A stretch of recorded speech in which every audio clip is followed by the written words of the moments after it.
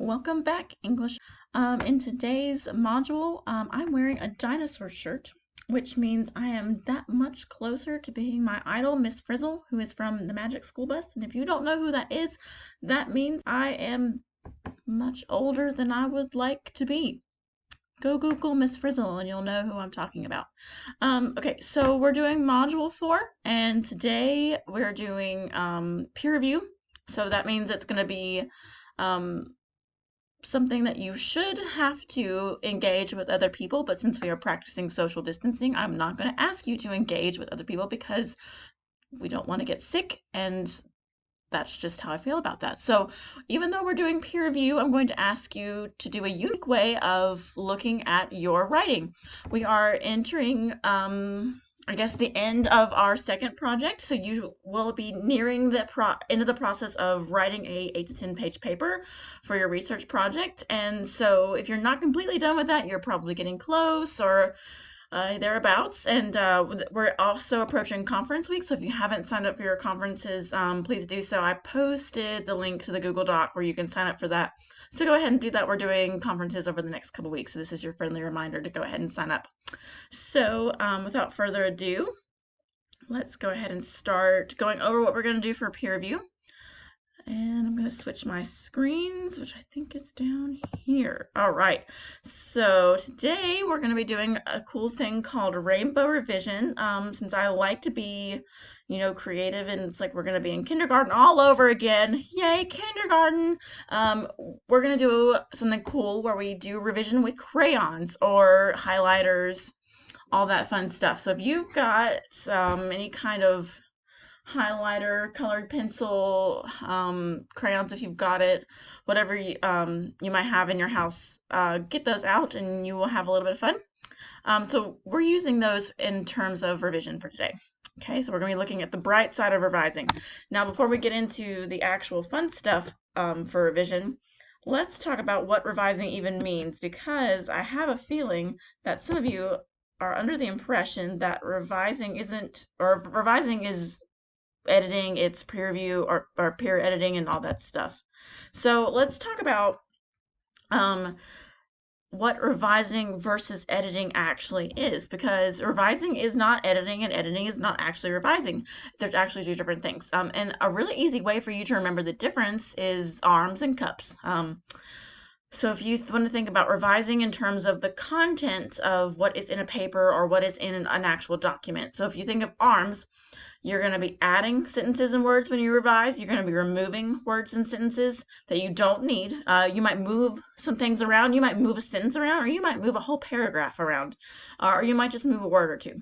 And you might substitute words or trade new phrases out for different ones. A lot of times when I'm having conferences with students, I will read through stuff and I'm thinking, I think this word doesn't actually mean what you want it to say. Like sometimes I can read things and I'm reading it and I'm thinking, okay, I know what you're trying to say, but this word doesn't exactly get at what you want it to mean. So sometimes it can help to clarify your meaning by substituting or trading out words.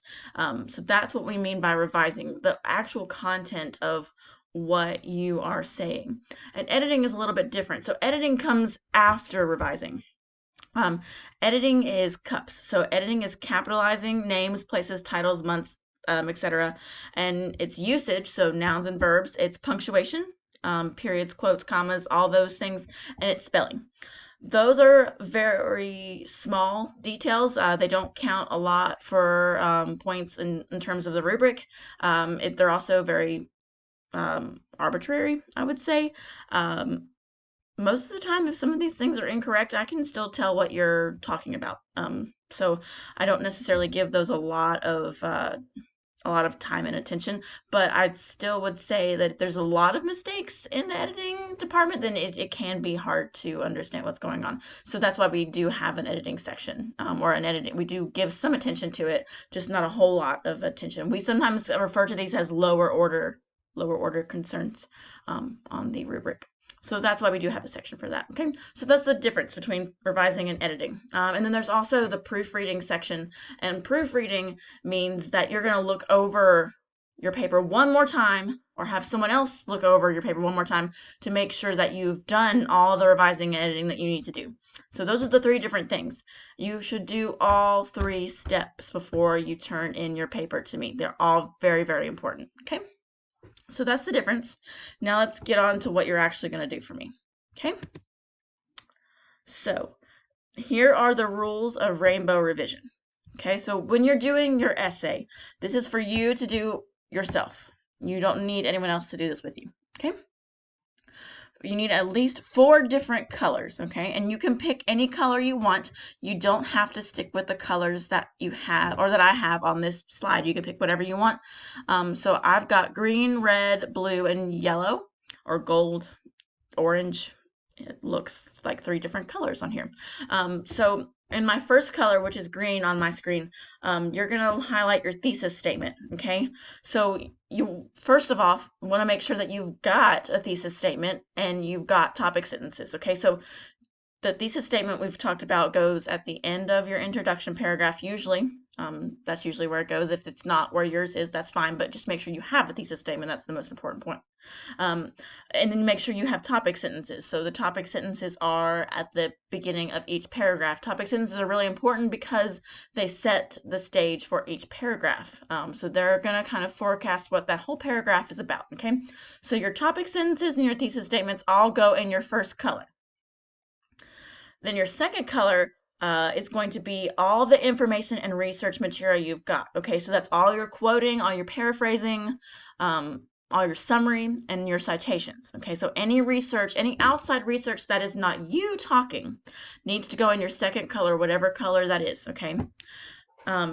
That also includes your citations, so don't forget to highlight those as well. And this is a really good chance for you to see if you've got any missing citations. So if you've got a quote or a paraphrase that doesn't have a citations, now is a really good time to say, oh no, I've got a place in here that is missing a citation. I better mark that, because if I don't put my citation in there, guess what?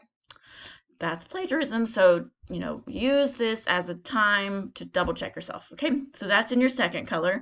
And then in your third color, you're going to highlight your explanation. Okay, so you've got your quote.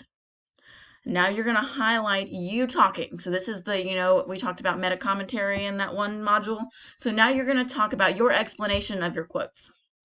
In your third color, you're going to talk about your explanation. You're going to talk about your evidence. You're going to talk about your own analysis, your own voice. And you want to make sure, I cannot emphasize this enough. You want to make sure, if you don't take anything out of this whole module, make sure that you have more of your third color than of your second color. Because remember, we want to make sure that I'm hearing more of your voice than of your sources, okay? So if you've got more of your third color than of your second color, you're in good shape. If you've got more quotes and more paraphrase, then you probably need to go back and add some more of your own writing and your own analysis, because it's not super clear what's your voice and what's not, okay? So just keep that in mind as you are highlighting in your different colors, okay? And then moving on to your fourth color, you're going to highlight your transition words, phrases, and sentences. So are there bridges from one paragraph to the next? Does your transition connect to ideas, or do your transition connect words within a paragraph? So do you have clear bridges between concepts, or clear bridges between your paragraphs, or does it sound jumpy? Remember in, I think it's module 2, we talked about how to make sure that your reader isn't getting confused or lost between concepts. And so this is a really nice way to make sure that you're applying what we talked about in that module. So make sure you've got your transition words or your transition sentences in there. And it's okay if your first color and fourth color overlap. That's totally fine. In fact, if you're doing all 4 things in your essay, more than likely your entire essay will be covered in color. And that's what we want. So that's just something to keep in mind. Okay? All right, so if you're wondering what that's even supposed to look like, let me show you. So you can do this on your printed copy of your essay. You can print it out, or you can do it electronically. So let me just show you guys what I want to do real quick. Okay, so just an example. I'm going to show you guys. Yes. Okay, so if I were going to actually like do this on my own page, you could see that you can definitely highlight your paper this way. And if you want to do it this way, that's totally fine. So watch, if I want to highlight my thesis in a color, I can definitely do that. So this is my sample paper that I'm pulling up right now from a couple years ago. A student let me use his. So I'm going to go over here to my highlighter, and let's say I'm going to use the color green for my thesis statement. Ta-da! Thesis statement covered. Then I'm going to go down here, and let's say this is my transition statement. So here's my transition statement. Let's say that's in the color, let's say it's in the color yellow. Yellow, and here, right here, we've got a quote. So let's say that's in the color red. So there's red. Here's another quote. So that's red.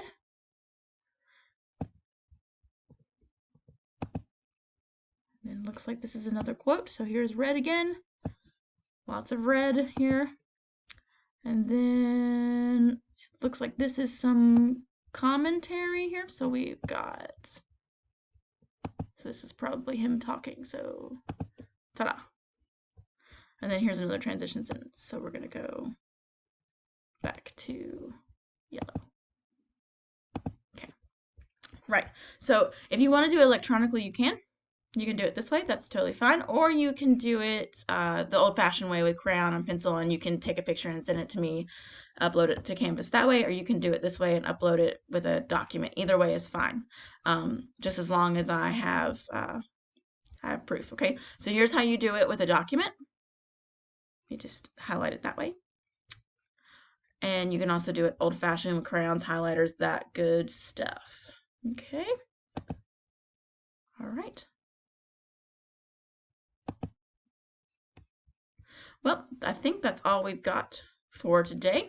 So if you guys have any questions, just let me know. And if not, I will see you guys. Well, I won't see you guys. Just kidding. If you have any questions, let me know. And if not, I will see you guys or chat with you guys in conferences in the next couple weeks. And I look forward to reading all of your essays. It's going to be a good time. And thank you guys for working with me. And good luck writing your essays.